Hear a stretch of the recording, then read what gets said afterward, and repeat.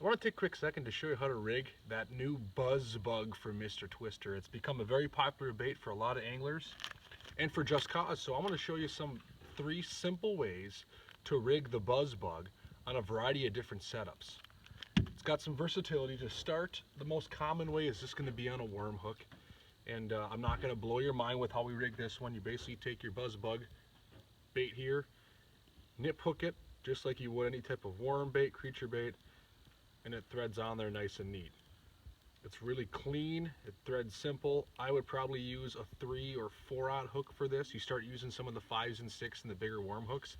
It's just not designed for those bigger hook presentations, and you don't need that presentation. So that's a very simple way just to rig it in, let's say, a Texas rig, weedless fashion. You can pitch that, it's a weightless bait.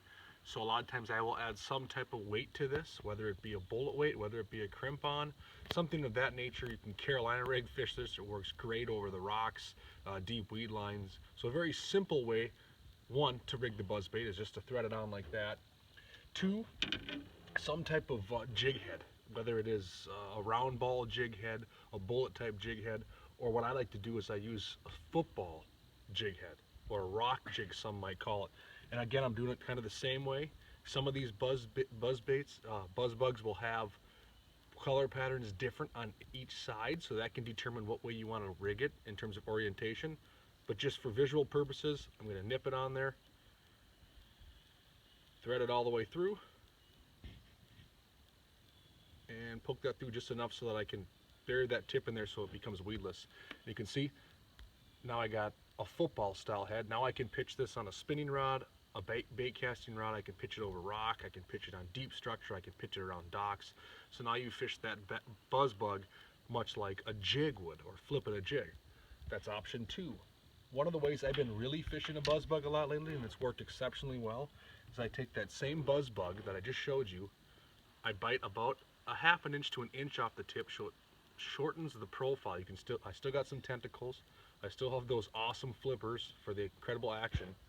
And now I'm taking my favorite jig, whether it be a 1/2 ounce, 3/8 ounce, 3/4 ounce. I'm taking my favorite jig for flipping, and I'm threading that on much like a tail.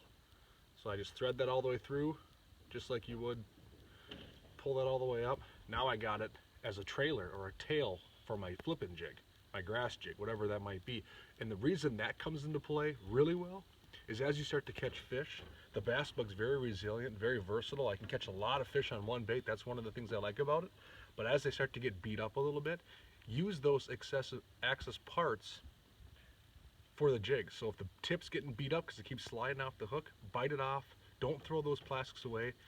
And they're excellent trailers or tails for these jigs. So just a few ways to rig that new buzz bug from Mr. Twister. Give it a shot if you haven't already. Awesome series of color options. Go to mrtwister.com for more information to check out that brand new buzz bug.